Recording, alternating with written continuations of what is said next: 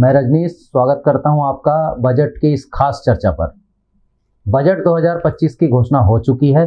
किस वर्ग को क्या मिला और इसमें क्या खास बातें हैं, इन सब पे चर्चा करने के लिए हमारे साथ फाइनेंस और टैक्स के क्षेत्र के दो जाने माने एक्सपर्ट हमारे साथ जुड़े हुए हैं। हमारे साथ जुड़े हैं गगन जैन जी, जो जीएसटी और टैक्स के एक्सपर्ट हैं। हमारे साथ जुड़े हैं निहाल जैन जी, जो फाइनेंशियल एडवाइज़र हैं, फाइनेंस के मामलों के वो एक्सपर्ट हैं। हम आप दोनों से ही मिलेंगे सर, दोनों से ही जानना चाहेंगे बजट के बारे में। मैं सबसे पहले गगन जी के पास आता हूं।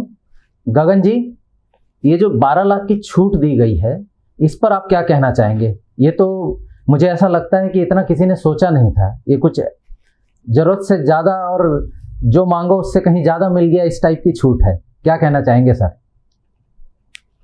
सभी व्यूअर्स को नमस्कार। जैसा आपने कहा सर, 12 लाख की उम्मीद किसी को नहीं थी। ये 12 लाख रुपए की जो लिमिट है वो सही में एक्सपेक्टेड से ज़्यादा है और सीधा सीधा इसका बेनिफिट टैक्स पेयर्स को मिलेगा। इसमें किसी भी प्रकार से कोई और क्लॉज एप्लीकेबल नहीं है, कंडीशन एप्लीकेबल नहीं है। तो इसका सीधा सीधा उदाहरण ऐसा दे सकते हैं कि अगर किसी पर्सन की 12 लाख रुपए की इनकम होती है तो फ्लैट उसे 80,000 रुपीज का रिबेट अवेलेबल होगा एंड देयरफॉर वो 80,000 जो एक्स्ट्रा बच रहा है वो अपना फर्दर इन्वेस्टमेंट कर सकता है। तो पैसे का ना जाना भी आने के बराबर है। और सर, इससे फायदा क्या होगा और नुकसान क्या होगा? चलिए, हम टैक्स पटा रहे हैं तो हमें तो फायदा हो गया, सरकार को इससे क्या नुकसान होगा सर? देखिए, सरकार का एक ये बहुत बड़ा डिसीजन है, बिकॉज एक्सपेक्टेड था सिर्फ 10 लाख रुपए का और सरकार ने 12 लाख रुपए का एग्जम्पशन देके सही में मिडिल क्लास के लिए एक बहुत अच्छा बेनिफिशियल कदम उठाया है। और इसके कारण एक्सपेक्टेड है कि लगभग 1 lakh crore tax revenue effect होगा। मतलब एक बड़ा नुकसान सरकार उठा करके आम आदमी को ये फायदा देने जा रही है। चलिए सर, ये तो हुई छूट की बात। अब ये बताइए हमें कि जीएसटी में क्या बदलाव किया गया है सर? जीएसटी को लेकर भी आम मानस के मन में बड़े बड़े सवाल होते हैं, कई लोगों को कई प्रकार की असंतुष्टि थी। तो जीएसटी को लेकर क्या बदलाव किए गए हैं सर? मेजर चेंजेस में सर अगर बोलेंगे तो कस्टम ड्यूटीज में कुछ चेंजेस किए गए हैं। कस्टम ड्यूटीज में लाइफ सेविंग ड्रग्स के ऊपर में रिलीफ दिया गया है और एक मेजर जजमेंट है सफारी रीट्रीट का, जो कि सुप्रीम कोर्ट ने फेवर में दिया था सफारी रीट्रीट के।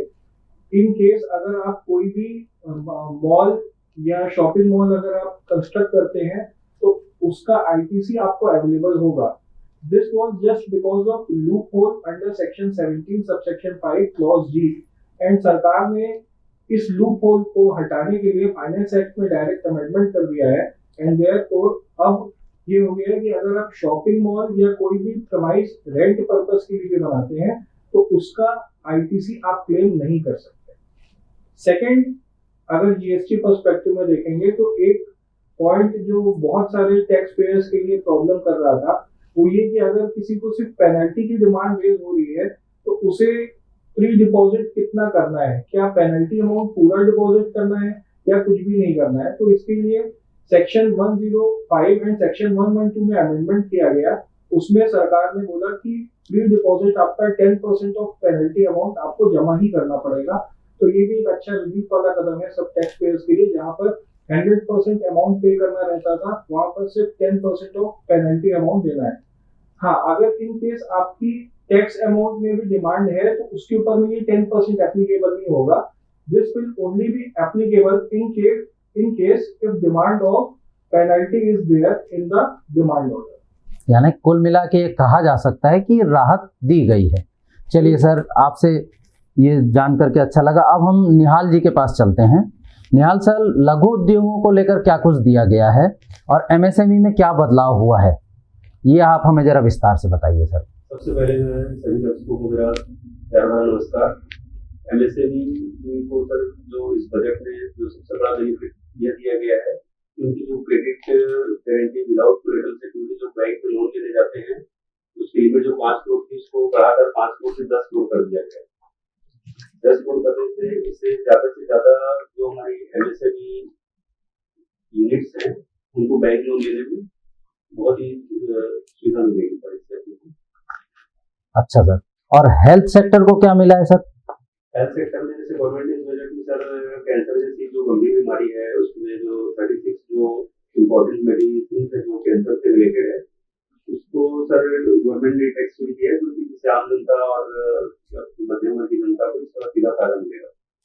अच्छा सर, किसानों को लेकर के क्या कुछ इस बजट में प्रावधान है? हमने सुना है कि क्रेडिट कार्ड की लिमिट बढ़ा दी गई है, तो इससे हम आपसे जरा विस्तार पूर्वक समझना चाहेंगे सर। सर किसानों को इसमें जो क्रेडिट कार्ड की जो लिमिट थी सर 3 लाख रुपए की, उससे उसको बढ़ा करके 5 लाख कर दिया गया है, जिससे सर किसानों के पास जो एक मुद्रा का अभाव होता था जो खेती किसानी के लिए वो बढ़ेगा, जिससे जनरली उसके पास एक पैसे की और जो है सर व्यवस्था बढ़ेगी।